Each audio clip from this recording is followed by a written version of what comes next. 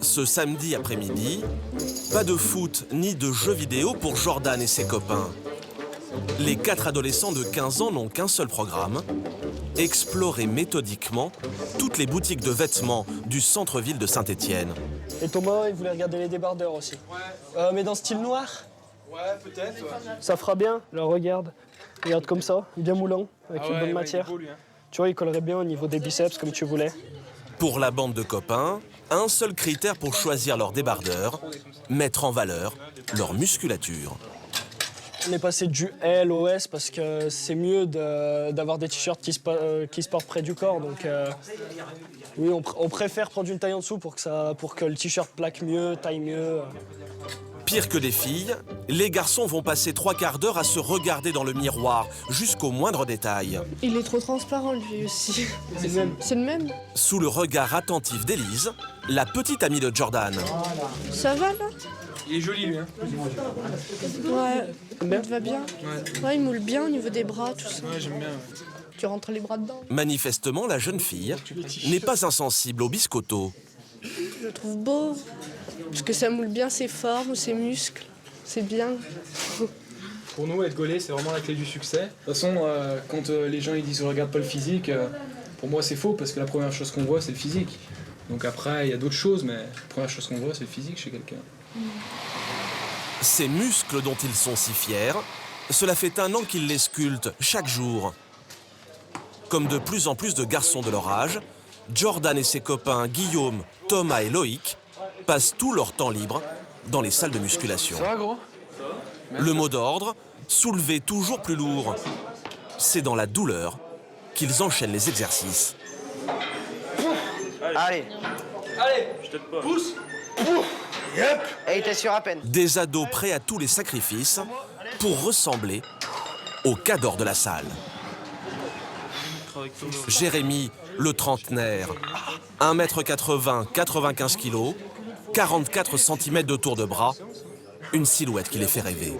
Il est sec quand même. Surtout, regarde ses épaules, la différence, ses épaules et ses trapèzes. Ça va? Ouais. Je vais demander d'autres trucs, moi. T'as commencé à muscler il y a combien de temps? Il y a à peu près 8 ans. Donc t'avais quel âge? J'avais 24. Mais les 4 apprentis musclores n'ont aucune intention d'attendre leurs 24 ans. Des pectoraux saillants, ils veulent en avoir très vite. On est vraiment impatient parce qu'on veut toujours devenir plus gros, avoir toujours une masse musculaire plus grosse, c'est obligé. Et on veut progresser. En plus, dans cette salle, on voit quand même des personnes vraiment volumineuses. Et voilà, c'est toujours pareil, on veut leur ressembler. On sait, on le voit s'entraîner à la salle et tout. Faut qu'on suive la même chose, faut qu'on fasse pareil. Entre les 4 copains, forcément c'est la surenchère. Qui gagnera le plus de muscles? Chez les ados, c'est la dernière tendance, soulever de la fonte pour se sculpter un corps d'Apollon. La mode vient des États-Unis. Là-bas, plus de 40% des lycéens seraient déjà accros au bodybuilding. Ils ont à peine 15 ans, mais déjà des carrures de déménageurs. Une esthétique inspirée par les poids lourds du rap, comme Booba ou 50 Cent, et par les super-héros qui dominent le box-office du cinéma. Dernièrement, c'est même le freluquet le plus célèbre de la pop américaine, Justin Bieber, qui s'est converti dans la douleur au phénomène. Depuis, le chanteur ne manque pas une occasion d'exhiber ses nouveaux abdos sur les réseaux sociaux. Du coup, les garçons commencent la gonflette de plus en plus jeunes, au risque de s'abîmer la santé. Une salle de musculation parisienne parmi les plus fréquentées. Il y a quelques mois, Karine, coach sportif, a créé des cours dédiés aux 12-16 ans pour faire face à la nouvelle demande. Aujourd'hui, elle leur réserve d'ailleurs une partie de la salle. Donc là, en fait, je suis en train de mettre juste des petits post-it pour réserver, on va dire, entre guillemets, les machines avec lesquelles on va travailler. Pour 340 € par an, Maxime, Nidjat et Carlos découvrent le bodybuilding avec autorisation parentale et sous haute surveillance. Ça va bien? Oui? Carlos, ça va? Bien? Super. Allez, c'est parti. Carlos, tu vas venir ici. Tu vas descendre les bras, fléchir les coudes et venir à la nuque. Donc, il tend, il va inspirer vers le haut. Tu inspires vers le haut, Carlos. Tu souffles quand tu descends ta barre. tu ramènes vers le bas. Voilà. Et là, l'exercice, il est fait, donc en sécurité, il est bien exécuté et il est vraiment adapté à ce qu'on recherche pour lui. Des petits conseils qui ont leur importance. Car du haut de leurs 15 ans, ces jeunes gens sont encore fragiles. En pleine croissance, ils prennent 6 cm par an en moyenne. Alors pour travailler les épaules, par exemple, ils ne doivent pas soulever plus d'1 kilo dans chaque main. C'est pas dans l'intérêt de prendre des charges lourdes. Aucun intérêt. Ça peut déclencher des tendinites, ça peut aussi leur donner des problèmes de dos, le problème de cervicale. Maxime et ses copains sont encadrés par des professionnels. Mais beaucoup de garçons s'entraînent tout seuls chez eux, sans aucun contrôle. À Montauban, Guillaume, 16 ans, a transformé la salle de bain familiale en espace de musculation. Sa passion est née il y a 2 ans d'une déception amoureuse. Et un jour, je suis tombé sur une fille, je voulais sortir avec. Elle m'a dit, mais regarde-toi dans une glace, tu ressembles à rien. Je suis allé me voir dans la glace, je me suis dit, elle a raison. Ça m'a vexé, ça m'a fait mal, ça m'a fait surtout fait prendre en compte la réalité, quoi. J'ai réalisé comment j'étais. À l'époque, Guillaume ne pèse que 49 kilos. 2 ans plus tard, il en a pris 20 de plus. À raison de 4 séances d'1h30 par semaine, l'adolescent est transformé. Des pectoraux saillants et un tour de bras à faire craquer les filles du lycée. Parce qu'avant, quand j'ai commencé, je faisais 22 cm de tour de bras. Là, j'ai peut-être pas des bras énormes, mais par rapport à avant, franchement, j'ai pas en pleine. 38. Une transformation que Guillaume immortalise en photo, comme beaucoup de ses fans de bodybuilding.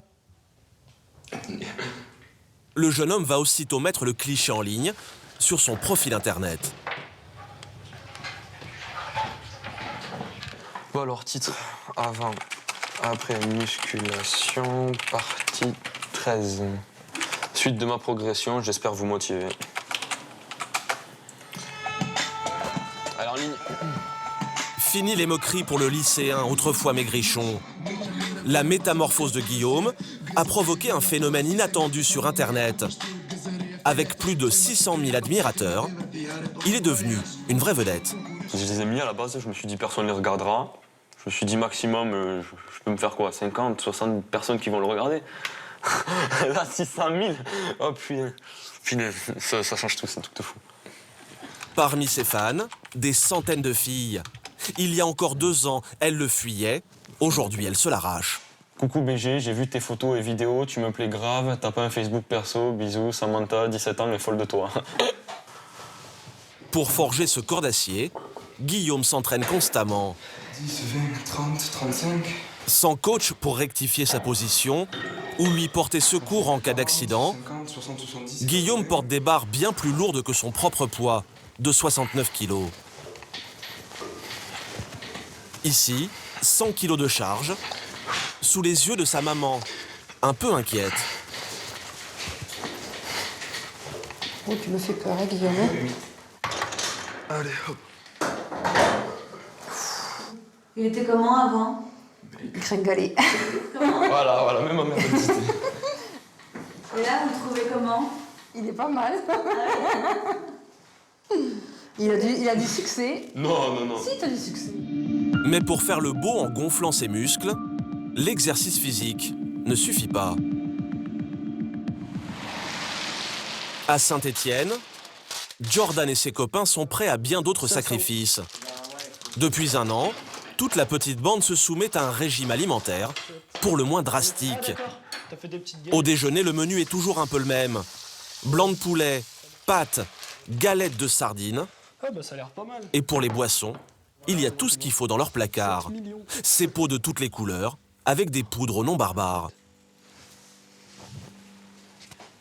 Alors Thomas, on se fait un petit BCA? Parce que là, vu l'entraînement qu'on a fait, ça va être chaud. BCA et une petite créatine, ça va aider à récupérer, ça suffit. Voilà. Tu prendrais une prot après manger? Non, moi je vais prendre une petite prot maintenance. 3 dans chaque. Dans leur shaker, pas de soda, mais une boisson protéinée pour augmenter leur masse musculaire sans prendre un poil de graisse. Voilà.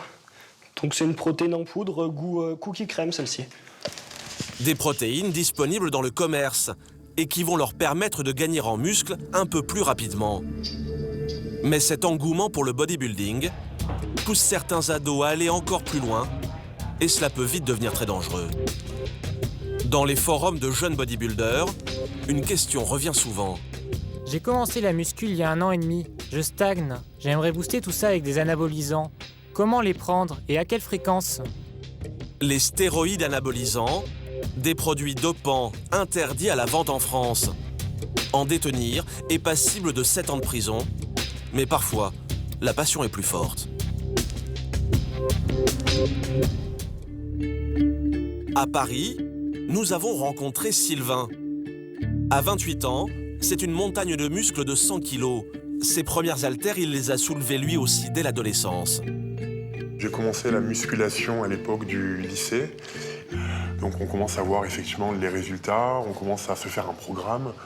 Les 6 premiers mois, c'est énormément de progression. Et après, on arrive à un stade où on touche un palier. Quand effectivement on stagne, on vient forcément à penser à l'usage de stéroïdes, justement pour dépasser cette frustration. Des stéroïdes anabolisants que Sylvain a commencé à prendre très tôt, en toute illégalité. Ils sont interdits à la vente en France, pourtant, il est très simple de s'en procurer. Il suffit par exemple de taper « acheter stéroïdes ». Oui, effectivement, on va avoir accès tout de suite à un large nombre de sites internet. Derrière ces sites, des laboratoires basés en Thaïlande ou au Mexique notamment. Les anabolisants y sont en vente libre, même pour les mineurs. Ces flacons vendus autour de 50 €, Sylvain en a plein ses placards. Des substances dangereuses, prescrites à des fins médicales très strictes, mais détournées par certains adeptes du bodybuilding. Par exemple, même pour vous dire, le trembolone, c'est un produit qui à la base est utilisé pour les chevaux, pour notamment soigner des chevaux qui ont des insuffisances pulmonaires ou des choses comme ça. Des stéroïdes anabolisants auxquels Sylvain est devenu accro, malgré les effets secondaires très lourds. J'ai fait le choix d'en prendre et les effets secondaires sont multiples. Moi, effectivement, c'est déjà des boutons dans le dos essentiellement. Donc voilà, c'est aussi des problèmes de sommeil. Donc je ne dors pas plus de 4 heures par nuit quand je prends des stéroïdes. Les dernières semaines de prise d'injection, on a des troubles sexuels. Donc voilà. Pousser trop loin la passion du bodybuilding, une dérive qui guette les jeunes adeptes de cette course aux muscles. Selon une étude récente, 6% des lycéens américains admettent avoir eu recours à des produits dopants.